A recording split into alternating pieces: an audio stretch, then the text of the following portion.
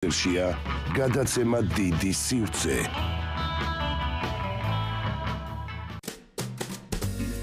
თქვენ გსაუბრობთ რადიო სივრცესთან ერთად.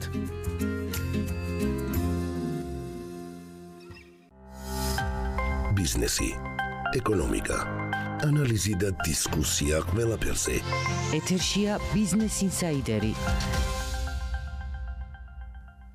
მოგესალმებით, რადიო სივრცის ეთერშია ბიზნეს ინსაიდერი. ტრადიციულად 4 შაბათს ვსაუბრობთ ბიზნესის მნიშვნელოვან, ბიზნესის ეკონომიკის მნიშვნელოვან საკითხებზე, ვიდრე სტუმარს წარმოგიდგენდეთ და ვიდრე სტუმართან ვისაუბრებდეთ, მანამდე რამოდენიმე საკითხი, რომელიც იყო ამ პერიოდის განმავლობაში განსაკუთრებით მნიშვნელოვანი, დავიწყოთ ყველაზე ახალი და ცხელი თემით, შეიძლება ასე ითქვას, ეს არის Heritage Foundation-ის ეკონომიკური თავისუფლების ინდექსი, ან ეკონომიკის თავისუფლების ინდექსი, როგორც გნებავთ, საქართველოს პოზიცია არის მსოფლიოში 35 ადგილი, რაც ნიშნავს ევროპის 20-ულში ყოფნას.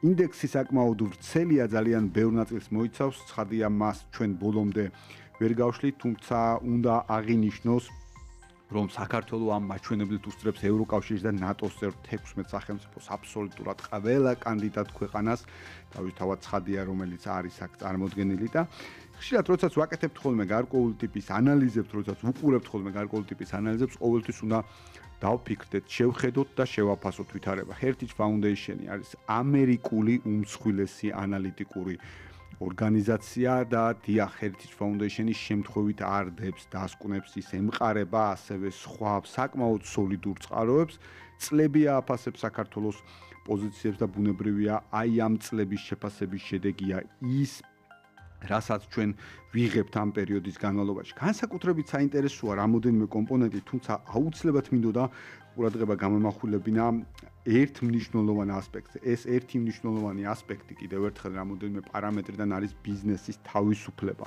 ბიზნესის თავისუფლება კიდევ ერთხელ არის გაუმჯობესებული Heritage Foundation-ის მიერ მოცემულ რეიტინგში, ვინაიდან ბიზნესის თავისუფლება მოგეხსენებათ საქართველოში ბოლო 12 წლის განმავლობაში განსაკუთრებულად გაუმჯობესებულია, თუმცა კიდევ უფრო მეტად აღნიშნულია, რომ ბოლო 2-3 წლის განმავლობაში დამატებით ნაბიჯებია გადადგმული ბიზნესის თავისუფლების მიმართულებით, რაც ნიშნავს ძალიან მარტივ რამეს, რომ ჩვენ საქართველოში ჩვენთან ბიზნესს ცხადია შეუძლია თავისუფლად მოქმედება, თავისუფლად შესვლა ბაზარზე, თავისუფლად გასვლა ბაზრიდან და შესაბამისად არანაირი ზეწოლა, არანაირი იძულება ბიზნესთან დაკავშირებით და ბიზნესი არ ხდება. საინტერესოა კიდევ ერთი დეტალი, რომელიც შეეხება საგადასახადო პოლიტიკას, საგადასახადო პოლიტიკის ნაწილში ჩვენ ვხედავთ, რომ საქართველოს აქ განსაკუთრებით არის მწვანე ზოლი ითვლება ამ შემთხვევაში Heritage Foundation-ის ყველაზე უფრო უკეთეს შეფასებად და სწორედ აი ამ ნაწილში, სწორედ ამ მწვანე ზოლში არის საქართველოს მოხვედრილი Heritage Foundation-ის შეფასებით. კიდევ ერთი ნაწილი, რომელიც ხშირად საუბრობენ ხოლმე საქართველოს, შეეხება თითქოს რაღაცა სამთავრობო დანახარჯების განსაკუთრებულ დონეს და ასე შემდეგ. მინდა აღვნიშნო, რომ ბოლო 2 წლის განმავლობაში აი ამ კუთხითაც საქართველოს არის მწვანე ზოლისკენ და ამ შემთხვევაში შეგვიძლია ვთქვათ, რომ საქართველოში Heritage Foundation-ი აღნიშნავს, რომ სამთავრობო დანახარჯების კუთხით მდგომარეობა კიდევ უფრო მეტად გაუმჯობესებულია. ჩვენ ვახსენეთ ევროპის და ნატოს წევრი 16 სახელმწიფო და აქ ჩვენ ზოგადი ასე ვთქვათ ზოგადად წინწაწეული პარამეტრები ვახსენეთ, თუმცა უნდა აღინიშნოს, რომ თუ ცალკეულ კომპონენტებს ავიღებთ, აქ ვითარება კიდევ უფრო მნიშვნელოვანია და სოლიდური წინსვლა ასევე ფისკალური სიჯანსაღის კუთხით, ფისკალური პოლიტიკა საქართველოს შეფასებული ასევე როგორც განსაკუთრებით მნიშვნელოვანი და შეიძლება ითქვას ნახტომისებური ზრდა 21-22 წლებთან შედარებით 20-23 წელს ასე რომ ამ კუთხითაც განსაკუთრებით მნიშვნელოვანი პარამეტრია. და როდესაც ხშირ შემთხვევაში არის ხოლმე დისკუსია იმასთან დაკავშირებით თუ რა ხდება ციფრებთან მიმართებაში, ვინ იგონებს, ბჭყალებში იგონებს, რა თქმა უნდა, ამ ციფრებს ჩვენ ყოველთვის უნდა გავითვალისწინოთ, რომ ეს არის ციფრები, რომელსაც საერთაშორისო საფინანსო ინსტიტუტები აფასებენ. აუცილებელია, როდესაც საერთაშორისო საფინანსო ინსტიტუტების შეფასებაზე ვსაუბრობთ, ბოლო პერიოდის მაჩვენებელს არ შევეხოთ, ეს არის მაგალითად ევროპის შემთხვევაში და ევროპაში ყველაზე მსხვილი, ისევე როგორც სოფლიოსთვის უმნიშვნელოვანესი საერთაშორისო საფინანსო ინსტიტუტი ევროპის რეკონსტრუქცია და განვითარების ბანკი, რომელიც აღნიშნავს, რომ საქართველოს ეკონომიკა 2025 წელს, ანუ მიმდინარე წელს გაიზრდება 6%-ით. აქ საინტერესოა ერთი ძალიან მნიშვნელოვანი დეტალი, რომ ევროპის რეკონსტრუქცია და განვითარების ბანკმა საკუთარ პროგნოზს გადახედა მიმდინარე წლის სექტემბრის შემდგომ, ანუ ესე იგი არჩევნების შემდგომ პერიოდში და 1.4%-ით გააუმჯობესა, ანუ საქართველოში არჩევნების ჩატარების შემდგომ Heritage Foundation-მა ჩათვალა, რომ საქართველოს იყო უფრო მეტად სტაბილური და საქართველოს ქონდა უფრო მეტი პერსპექტივა ეკონომიკური ზრდის მიმართულებით. საინტერესოა, რომ ანალოგიურ პერიოდში მაგალითად ზრდის პერსპექტივა შეუმცირდა მოლდოვას 1.5%-ით და მომავალ წელს, უფრო სწორად რო ვთქვათ, მიმდინარე წელს მოლდოვის ეკონომიკური ზრდა მხოლოდ 2%-ით არის ნაკარნახევი. აქ ერთ დეტალს მინდა მივაქციოთ ყურადღება, რომ იყო მთელი ყიჟინა, შეიძლება ასე თქვას, რომ მოლდოვაში დემოკრატიული საპრეზიდენტო არჩევნები ჩატარდა, ხოლო საქართველოში კითხვის ნიშნებს სვავდნენ სამწუხაროდ ჩვენი ევროპელი პარტნიორები ამასთან დაკავშირებით. პარტნიორთა ნაწილი ვიტყოდი ასე, არა ყველა, რა თქმა უნდა, თუმცა ის სწორედ აი მოლდოვაში, რომელიც ასე ვთქვათ, ერთგვარად ესეთ საჩვენებელ მოდელად იყო წარმოდგენილი, ევროპის ასევე კიდევ ერთხელ ევროპის რეკონსტრუქცია და განვითარების ბანკი გვეუბნება, რომ სწორედ სექტემბრის შემდგომ, ანუ მოლდოვაშიც, როდესაც ჩატარდა საპრეზიდენტო არჩევნები, შემცირებული ეკონომიკური ზრდის პროგნოზი -1.5%-ით, კიდევ ერთხელ საქართველოში ეს პლუს ნიშანია. ამავდროულად ძალიან მოკლედ უნდა აღინიშნოს ის, რომ სოფლიო ბანკი ჩვენ გვეუბნება, რომ გვექნება 6%-იანი ეკონომიკური ზრდა, ისევე როგორც გვეუბნება ამას საერთაშორისო სავალუტო ფონდი. ზრდის ეს მაჩვენებლები, რა თქმა უნდა, განსაკუთრებულად გამორჩეულია რეგიონში. მეტი ამ ნაწილში ეკონომიკურ მიმოხილვას დიდად არ გავაგრძელებ, თემა ვრცელია, თუმცა დღეს ჩვენ ვსაუბრობდეთ ეკონომიკაზე და ვსაუბრობდეთ ეკონომიკაზე ინოვაციების, ტექნოლოგიების გარეშე პრაქტიკულად წარმოუდგენელია, პრაქტიკულად შეუძლებელია, ვინაიდან ეკონომიკის მომავალი, ეკონომიკის საფუძველი არის ცოდნაზე, ინოვაციებზე, ტექნოლოგიებზე დამყარებული ეკონომიკა და ბატონი ალთანდელ კაცრაძეა დღეს ჩვენი სტუმარი, ინოვაციებსა და ტექნოლოგიების სააგენტოს თავმჯდომარე. ბატონო ალთო, მოგესალმებით, მადლობა. რადიო სივრცეში მობრძანებისათვის, გადაცემა Business Insider-ში მობრძანებისათვის და თუ შეიძლება რომ როდესაც ჩვენ ეკონომიკურ ზრდის მაჩვენებლებზე ვლაპარაკობთ, ეკონომიკურ ზრდის პარამეტრებზე ვისაუბროთ ტექ ინდუსტრიაში არსებულ ვითარებაზე, სად ვართ დღეს ჩვენ? მოგესალმებით პირველ რიგში, მივესალმებით თქვენს მსმენელებს. ძალიან საინტერესო შესავალი გქონდათ ზოგადად ქვეყანაში არსებულ ეკონომიკურ სიტუაციაზე და ჩვენს პოზიციონირებაზე მსოფლიო მასშტაბით. მნიშვნელოვანია, რომ საქართველოს განაგრძოს რეფორმები და განაგრძოს აი სწორედ ეს მიმართულება, რაც გულისხმობს, რომ ჩვენ საქართველოს არის ერთ-ერთი ყველაზე მიმზიდველი ქვეყანა იმისთვის, რომ ინვესტიციები განახორციელო, იმისთვის, რომ ბიზნესი აკეთო და დარწმუნებული ვარო, კიდევ ბევრი ბიზნესი საქართველოსკენ გამოიხედავს და განსაკუთრებით ტექნოლოგიური ბიზნესი, იმიტომ რომ ტექნოლოგიების მიმართულებით კიდევ უფრო მნიშვნელოვანი და საინტერესო, ასე ვთქვათ, შეთავაზებები გვაქვს საერთაშორისო ტექნოლოგიური კომპანიებისთვის. დღეს მოგეხსენებათ, რომ ტექნოლოგიების განვითარება ხდება ძალიან სწრაფად და ზოგადად მთელი განსაკუთრებით მე-20 საუკუნეში, როდესაც წამოიწია ეს ტექნოლოგიების განვითარება, მნიშვნელოვანი ინვესტიციები განახორციელა სახელმწიფოებმა მთელი მსოფლიოს მასშტაბით, საქართველოს მისი ფუფუნება რა თქმა უნდა არ ქონა თავის დროზე, თუმცა სწორედ აი ამ მხარდაჭერამ დღეს რაც არის, ნელ-ნელა შესაძლებლობა გააჩინა, რომ ინოვაციური სტარტაპები ქვეყანაში შექმნილიყვნენ. ზოგადად, რაც შეეხება ტექნოლოგიურ ტენდენციებს და ზოგადად რა ხდება მთელ მსოფლიოში, ეტაპობრივად სხვადასხვა პრიორიტეტები შემოდის ქვეყანაში, ასე ვთქვათ, მსოფლიოში და ხშირად იდგა ხოლმე საკითხი, რომ არ ჩანდა რომელიმე ლიდერი ტექნოლოგია, რომელიც აი წამყვანი იქნებოდა გარკვეულ პერიოდში, თუმცა აი ეს დეკადა, რომელიც არის ეს 10 წლეული, უალტერნატივო და უდავოდ ითვლება ხელოვნური ინტელექტი.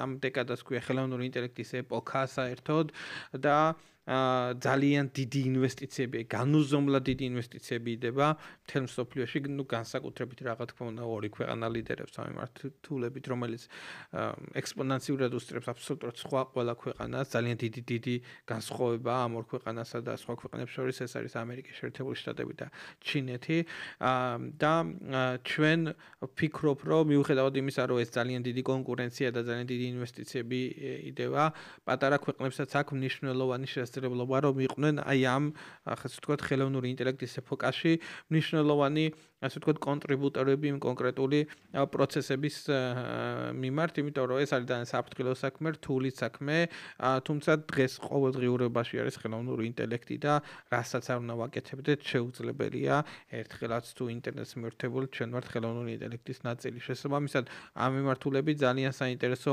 პროცესებს გეგმავთ საქართველოში. მოგეხსენებათ, რომ ერთ-ერთი პრიორიტეტად ბუდის გიხდით ეთერამდე სწორედ ხელოვნური ინტელექტის მნიშვნელობაზე საუბრობდით ჩვენს მენეჯმენტთან, ასე ვთქვათ, რომ აი რა მნიშვნელობა აქვს ხელოვნური ინტელექტის ნაწილს. კი ბატონო, სადაც არ უნდა წახვიდეთ დღეს ტექნოლოგიურ კონფერენციაზე, ასე შემდეგ, მთავარი თემა არის ხელოვნური ინტელექტი. ძალიან დიდი, ასე ვთქვათ, მხარდაჭერა აქვს სახელმწიფოებიდან, ასევე რამდენიმე დღის წინ პრეზიდენტმა დონალდ ტრამპმა გამოაცხადა 500 მილიარდის ინვესტიცია, რომელსაც განხორციელდება მარტო ამერიკის შეერთებულ შტატებში ხელოვნური ინტელექტის მიმართულებით 500 მილიარდი ნახევარ ტრილიონი დოლარი. ანუ წარმოუდგენლად დიდ მასშტაბებზე არის საუბარი. რა თქმა უნდა, საქართველოს ამ კუთხით, ამ თანხების ნაწილში ვერ იქნება, თუმცა ჩვენ გვაქვს ის ინტელექტუალური რესურსი, რომელზეც გვინდა რომ მსოფლიო, ასე ვთქვათ, ტექნოლოგიური განვითარების კონტრიბუტორები ვიყოთ.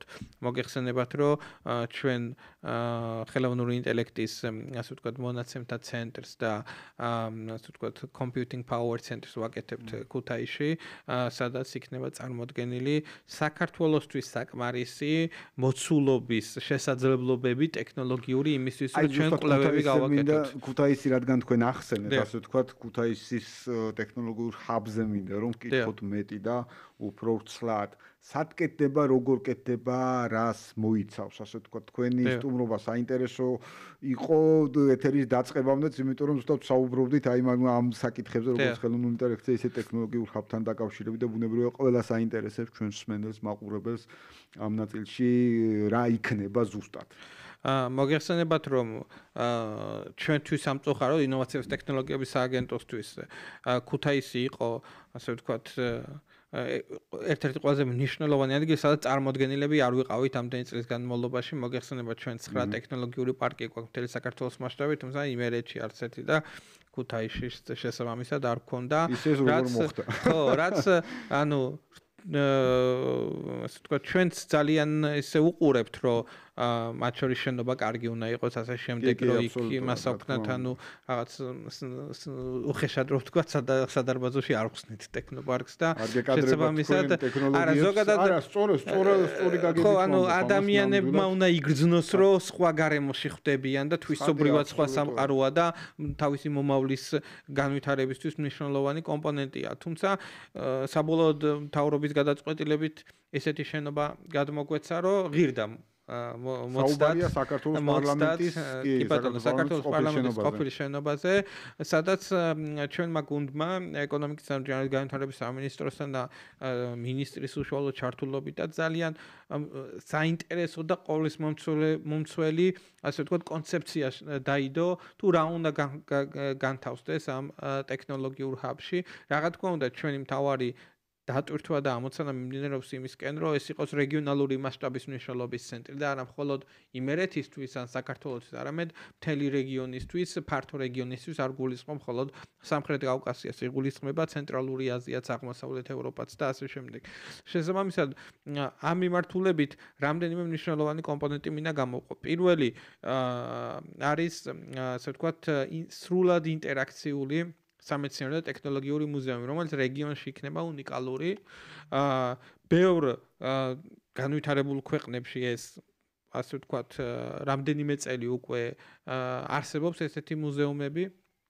მაგალითად ჩვენთან ყველაზე ახლოს ყველაზე ცნობილი ეს არის პოლონეთში კოპერნიკის ცნობილი სამეცნიერო მუზეუმი კი ბატონო ჩვენ მათ გადმოგცეს 30-მდე ექსპონატი რომელიც ასევე ქუთაისში იქნება განთავსებული ასევე ტოკიოს ცნობილი მუზეუმი ასევე სან-ფრანცისკოს მუზეუმი ითვლება ყველაზე ასე ვთქვათ თავარ მუზეუმად ამ მიმართულებით ჩინეთში არის უამრავი სამეცნიერო ტექნოლოგიური მუზეუმი მათ შორის მათთანაც ჩვენ ძალიან კარგი თანამშრომლობა გვაქვს და ჩვენთანაც მნიშვნელოვანი ძალიან კარგი ექსპონატები ჩამოდის საქართველოს შესაბამისად ჩვენ ეს იქნება თითოეული ადამიანისთვის წარმოვიდგინოთ განსაკუთრებით ახალ თაობას თაობათა ცვლა მუდმივად ხდება ჩვენს თაობას კიდე რაღაცას წააკითხებდი ან რაღაცას შევიდოდით ნახატს უყურებდით ახალ თაობას ეს არ შეუძლია თვითონ თუ არ შეეხო თვითონ თუ არ განიცადა ექსპერიენსი ანუ გამოცდილება თუ არ შეიქმნა თვითონ მისთვის საინტერესო უკვე აღარაფერი არ არის დღეს ტექნოლოგიურ ერაში ვართ და ჩვენ დასულები ადამიანები ვიყავით პირველად კომპიუტერები რო ვნახეთ და ბავშვები ხა კომპიუტერებთან ერთად იბადებიან და აიპადებზე იზრდებიან და ასე შემდეგ და აბსოლუტურად სხვა თაობაა ის რო ის დაინტერესო რაღაცას ქელყდიანი წიგნი დაუდო და ამით ისწავლე შენ ფიზიკა შეუძლებელი არის და ჩვენ გვჭირდება ადამიანები რომლებმაც იციან ფიზიკა რომლებმაც იციან ქიმია ინჟინერია და ასე შემდეგ ჩვენ სხვანაირად ამ ადამიანებს ვერ დავაინტერესებთ რომ მისი მომავალი პროფესიები ამ მიმართულებით აირჩიონ თუ შესაბამისი გარემო არ შეიქმნა სწორედ აი ეს იქნება ძალიან მნიშვნელოვანი და როგორც ყველა ქვეყანაში ეს სრულ ყოველთვის არის სავსე ესეთი მუზეუმები და დარწმუნებული ვარ საქართველოდანაც როგორც კი გაიხსნება ეს მუზეუმი ექსკურსიები იქნება აბსოლუტურად ყველა სკოლიდან და მე საერთოდ შორს წავიდოდი და ყველა სკოლა სავალდებულოც უნდა იყოს რომ ბავშვები მიიყვანონ იქ იმიტომ რომ ამაზე საინტერესოს ამაზე მნიშვნელოვანს უბრალოდ სად ვერ წაიყვან ბატონო მე ვფიქრობ რომ სამწვადაო წაყვანას ჯობია რომ საფიქრე შეიძლება ქუთაისში ხელა ტერიტორია გაქვთ თქვენ თავისი ტბით რომ მაგრამ აქ არის მნიშვნელოვანი რომ საგანმანათლებლო იყოს და მათ მნიშვნელოვანი ისა იყოს კიდევ ერთი ძალიან მნიშვნელოვანი კომპონენტი ამ კონცეფციის ეს არის ასე ვთქვათ ტუმოს კრეატიული ინდუსტრიების სკოლა ეს არის უკვე დღეს 10-მდე ქვეყანაში არის მთელ მსოფლიოში ძალიან საინტერესო კონცეფცია რაც გულისხმობს ეს არის მხოლოდ და მხოლოდ სკოლის მოსწავლეებისთვის სკოლის დასრულების შემდგომ მიდიან ესე ვთქვათ ტუმოს ცენტრში აქ იქნება 10 სხვადასხვა მიმართულება დაწყებული ხელოვნური ინტელექტიდან დამთავრებული მუსიკით ფოტოგრაფიით ანუ კოუდინგით ყველა სხვადასხვა მიმართულება მათ შეუძლიათ 3 მიმართულება აირჩიონ და კომპიუტერული პროგრამა, რომელიც არის შერჩეული და მათი საჭიროებები და მოთხოვნებიდან გამომდინარე ასწავლის ამ მიმართულებას, ანუ თვითონ კომპიუტერული პროგრამები ასწავლის ამას, ყავთ რა თქმა უნდა მენტორები, მაგრამ ძირითადად ეს არის self learning, ანუ ესევე რომელიც ახალ თაობას ძალიან მოწონს, არა ის რომ მასწავლებელი დადგება და უყვება და შემდგომ აი კიდევ ერთხელ უნდა გავაცნობიეროთ რომ ახალი თაობა ესე ვეღარ იკვებება, ასე ვთქვათ, ცოდნით და ჭირდება განსხვავებული მიდგომები. თამაში უფრო ბევრ რაღაცებს სწავლობენ, ვიდრე კითხვით. შესაბამისად, ამ მიმართულებითაც სწორედ ესეთი ძალიან საინტერესო ის იქნება. აი, ყველა ქვეყანაში, სადაც ტუმოს ცენტრი არის, იქაც სავსე არის ბავშვებით. მაგალითად, ჩვენს მეზობელ სომხეთში არის თვენახევრიანი რიგი. იმიტომ რომ მოთხოვნა არის ბევრად დიდი ვიდრე შესაძლებლობა აქვს. ეს შესაძლებლობა ასევე იქნება ქუთაისისთვის, იმერეთის რეგიონისთვის და აქ მნიშვნელოვანი არის ასევე ის რომ ეს მიუხედავად იმისა რომ კომპიუტერული პროგრამა ასწავლის, სახლში ამას ვერ ისწავლი. აუცილებლად მიხვიდე იქ შენობაში, შეხვიდე და შენაირ ბავშვებთან ერთად ზიხარ და შენს განვითარებაზე ეს networking-ისთვისაც კარგია, განვითარებისთვის კარგია და ახალი თაობის entrepreneurship-ისთვის და business-ისთვის ამზადებს თავიდანვე ადამიანებს.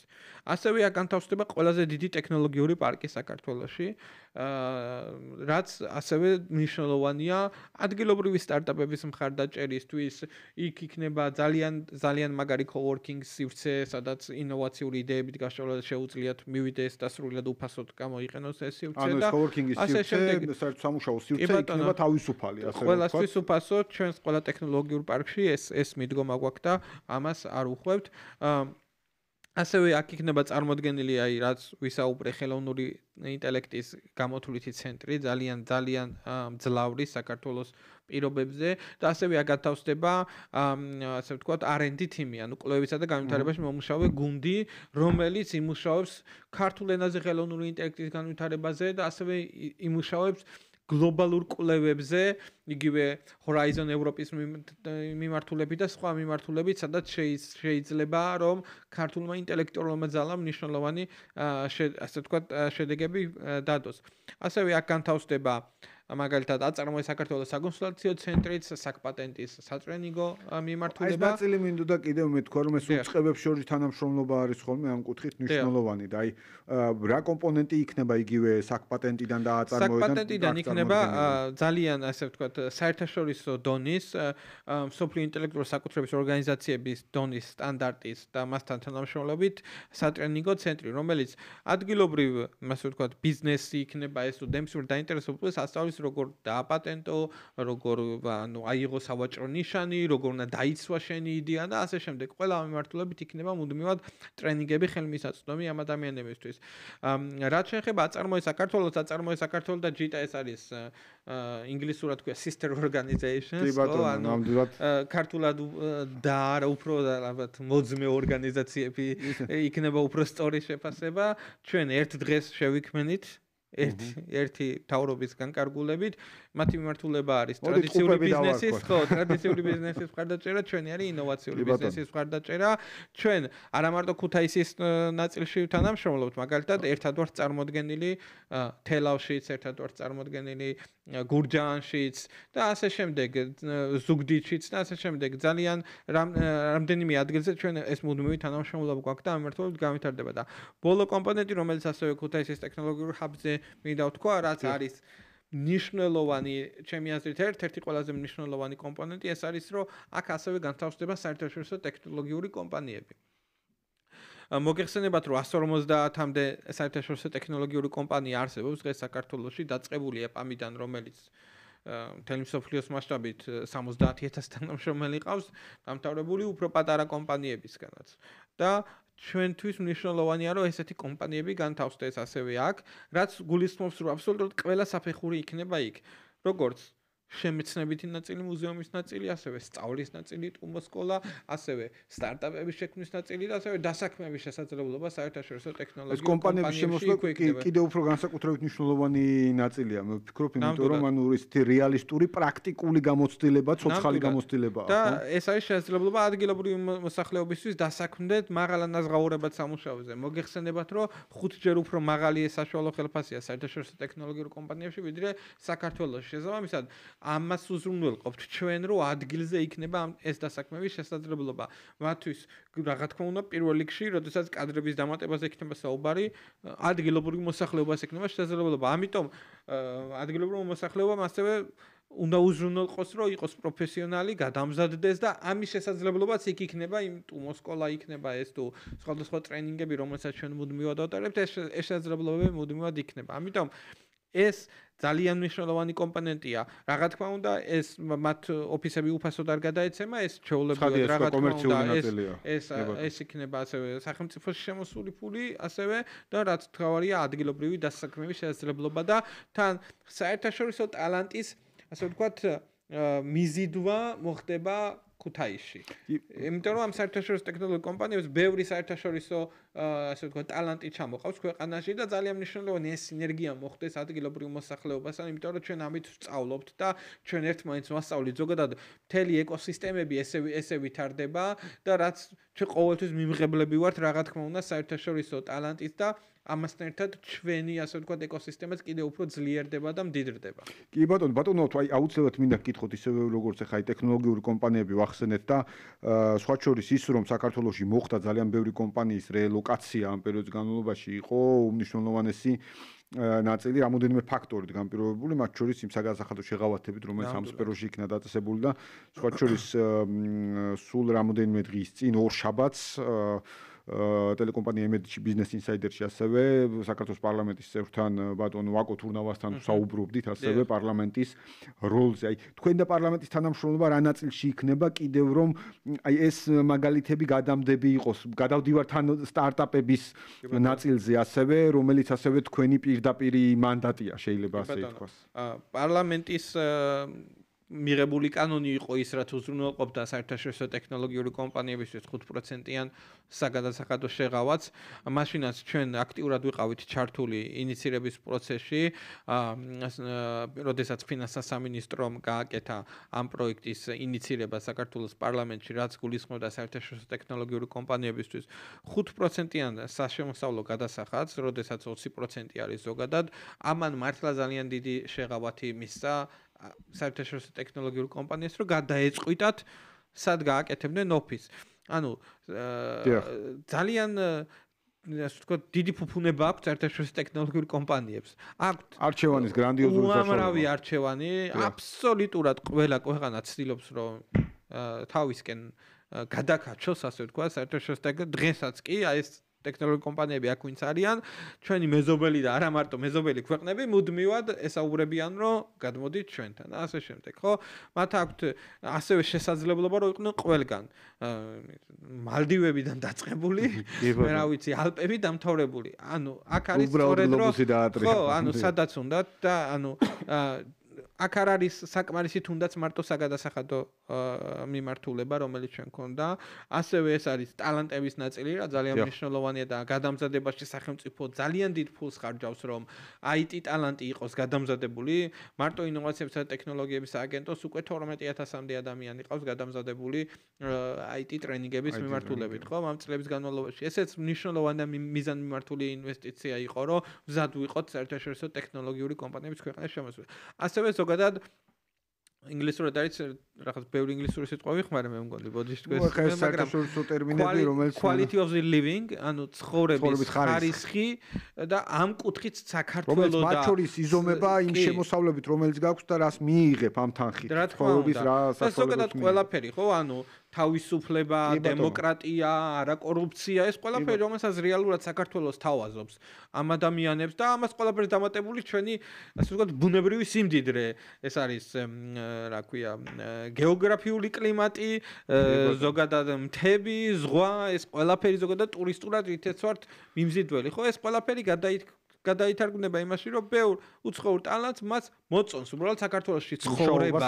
არა მარტო სამი დღე ჩამოსვლა და სასტუმროში დასვენება, არამედ ცხოვრება და აქ მუშაობა და განვითარება და ეს ყველაფერი უზრუნველყოფს საერთაშორისო ტექნოლოგიური კომპანიების. ჩვენ ვახდეთ ახლა რას თქვენ აღნიშნეთ, ბატონო ავთო, ეს არის ის რომ ამავდროულად ჩვენ მსმენელს და მაყურებელსაც რომ შეუქმნათ კიდევ კარგად წარმოდგენა რომ ხდება ის რომ ეს კომპანიები და ეს ადამიანები რომლებიც ამ სფეროში არიან დასაქმებულები ანუ საქართველოში არსებულ კომპანიებს კი არ ემსახურებიან მხოლოდ ანუ ეს არის ჩვენი ექსპორტი ხომ ასე ვთქვათ საერთოდ არ ემსახურებიან ანუ ესენი არის დიდი კომპანიები მოკლედ მათი ასე ვთქვათ კლიენტები არის Bank of America მათი კლიენტები არის Amazon-ი და ასე შემდეგ ისინი არიან ანუ მათ პირდაპირ ეგზალებათ ქართული კანონმდებლობით რომ ქართული კლიენტები ყავდათ 2%-ზე მეტი შემოსავალი საქართველოსთან მათ არ შეიძლება ქონდეთ რომ ამ საგადასახადო შეღავათებით ის არ გემოს შესაძლოა მათი ინტერესი ეს არ არის რომ საქართველოში ფული იშოვონ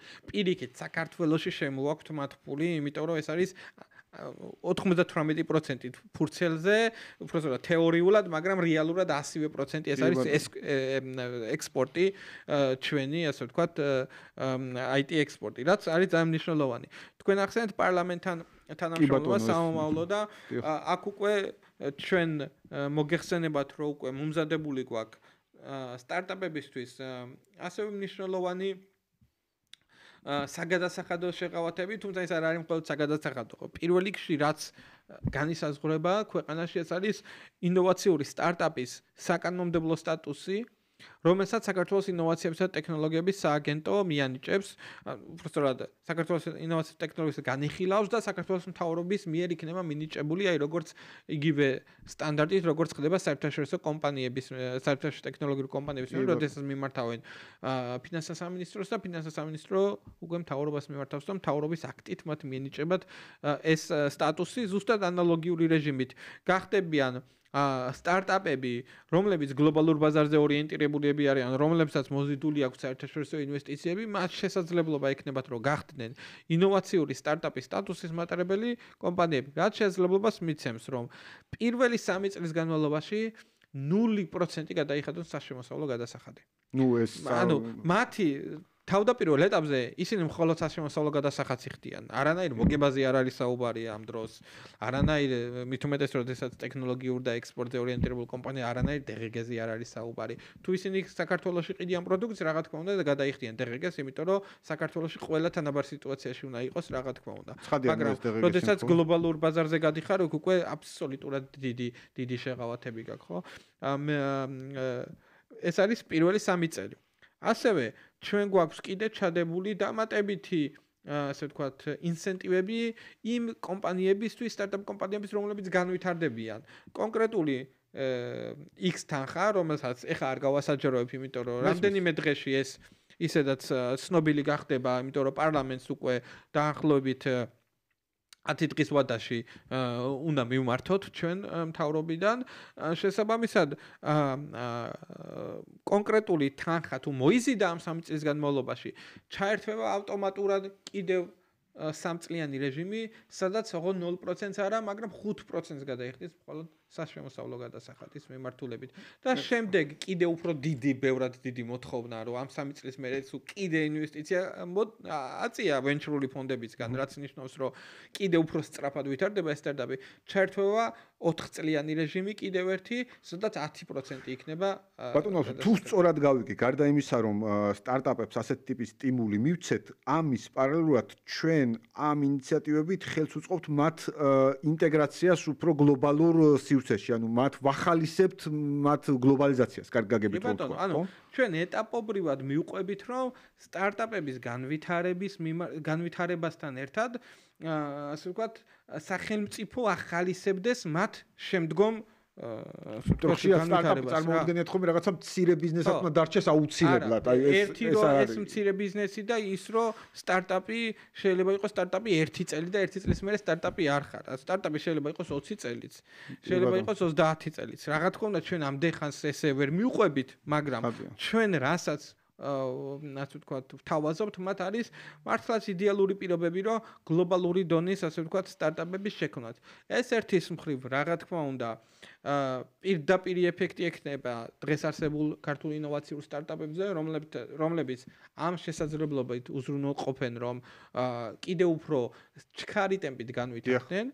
მეორე, ეს არის როგორც საერთაშორისო ტექნოლოგიურ კომპანიებთან ამ ასე ვთქვათ თელმა რეფორმებმა მათ შორის საგადასახადო მიმუშავა, ეს არის რომ სხვა ქვეყნის არა მარტო ჩვენი მეზობელი ქვეყნის სტარტაპებს, რომლებსაც აქვთ განვითარების პრობლემები, უბრალოდ ყველას აქვს თავიდან განვითარების პრობლემები და ეძებენ შესაძლებლობას, საქართველოს იქნება მათთვის იდეალური ადგილი, რომ გადმოიტანონ საქართველოში სტარტაპები, აქ შექმნან სამუშაო ადგილები და აქ განავითარონ ის ინოვაციური და მაღალტექნოლოგიური ბიზნესები, რომლითაც გლობალურ ბაზარზე გავლენ. ჩვენ გვინდა ის ტენდენცია, რომელიც წარმატებით მოვახერხეთ IT კომპანიების რელოკაცია, მოვახდინოთ ამ სტარტაპების მიმართებაში, როგორც მინიმუმ ჩვენი რეგიონის ქვეყნებში გვექნება ძალიან დიდი კონკურენტული უპირატესობები, საგადასახადოს რო დაუმატოთ, ანუ ეს მთელი ასე ვთქვათ ცხოვრების ხარისხის უპირატესობები და საქართველოში ყოფნის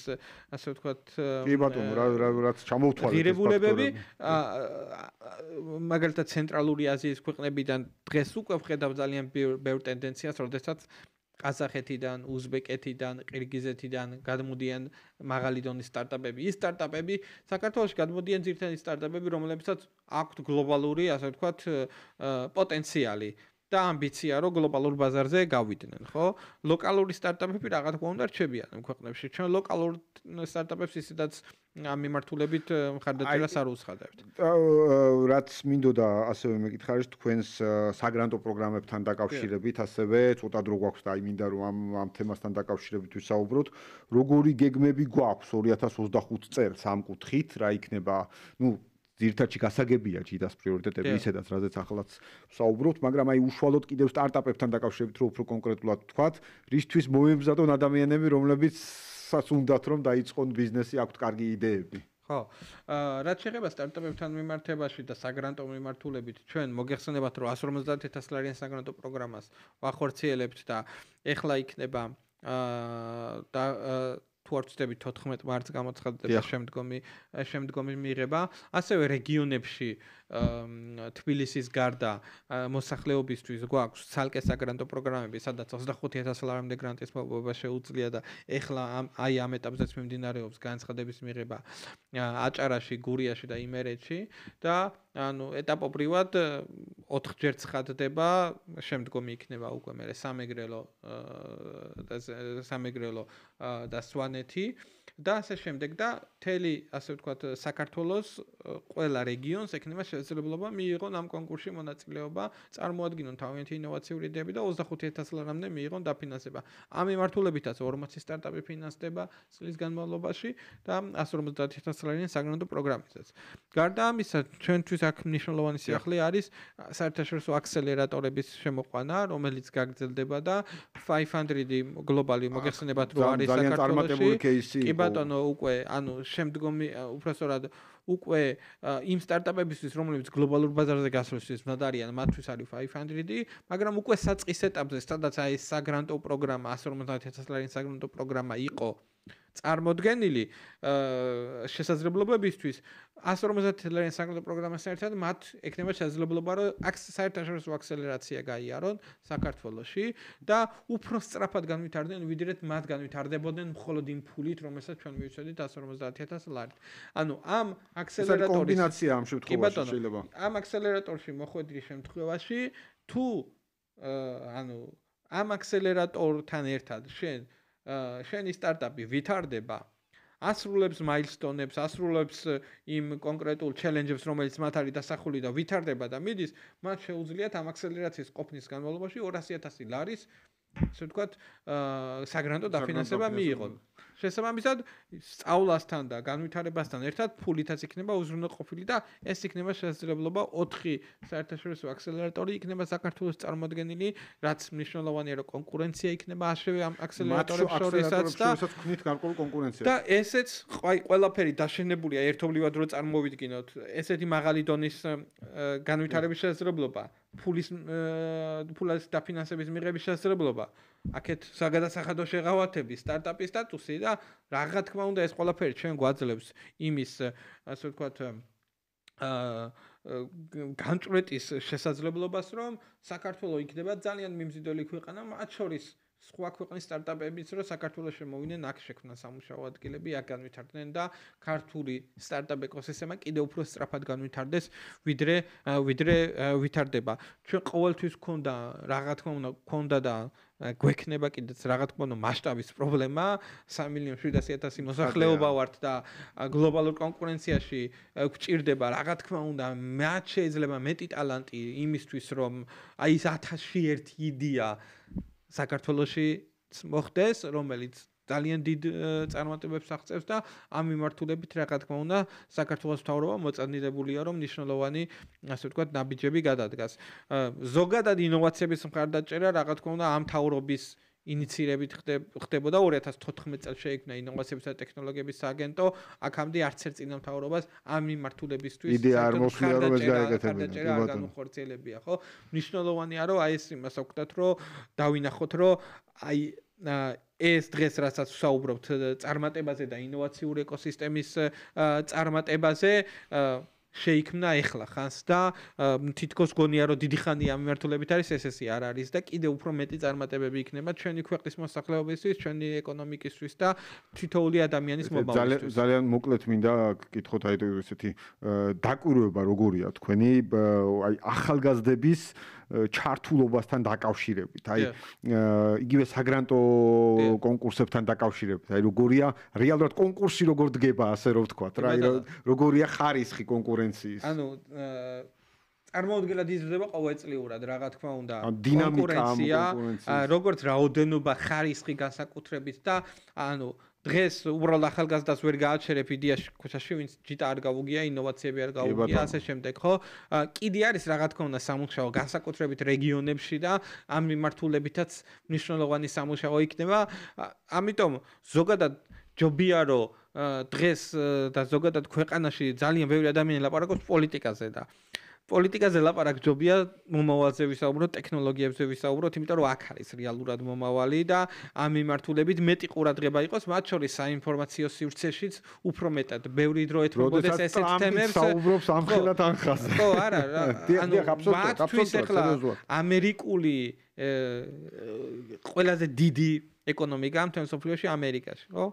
ერთადერთი შანსი რომ კონკურენტუნ არიან და დარჩეს ამერიკა ისევ ტექნოლოგიებია, სხვა შეუძლებელია, ანუ აღარ არსებობს ეს რესურსებზე დაფუძნებული ეკონომიკები უბრალოდ აღარ იარსებებს რამდენიმე წელიწადში. შესაბამისად, მნიშვნელოვანია რომ ვინ ყველაზე მეტად ინოვატორი იქნება, ვინ ყველაზე მეტად გამბედავი იქნება და აი აქ გვაქვს უკვე პატარა ქვეყნებსაც შანსი, უბრალოდ სწორად უნდა მივმართოთ ჩვენი გონება, ჩვენი განვითარება, ჩვენი ცოდნა, განათლება და აი ეს ყველაფერი ერთად საბოლოოდ შედეგს მოგცემს. კი ბატონო, ძალიან დიდი მადლობა ბატონო, თუ მართლაც ახსენეთ, რომ მომავალი არის აი ამ ზუსტად ტექნოლოგიურ ჭიდილში, ვინაიდან ჩვენ ვხედავთ ასევე ზე სახელმწიფოების მთელ რიგ დისკუსიებს, მთელ რიგ ტექნოლოგიურ საკითხებთან დაკავშირებით და კიდევ ერთხელ საქართველოს მთავრობას აქვს ჩემი აზრით ფანტასტიკური მაგალითი IT კომპანიების რელოკაციასთან დაკავშირებით და მე დარწმუნებული ვარ, რომ ის რასაც თქვენ ახლა აღნიშნავთ, რომ სტარტაპების ნაწილში ჩვენ ამას შევძლებთ უკვე კარგად განვლილი გზა გვაქვს და ასე ვთქვათ სწორი აქცენტებით მე დარწმუნებული ვარ რომ ანალოგიური წარმატება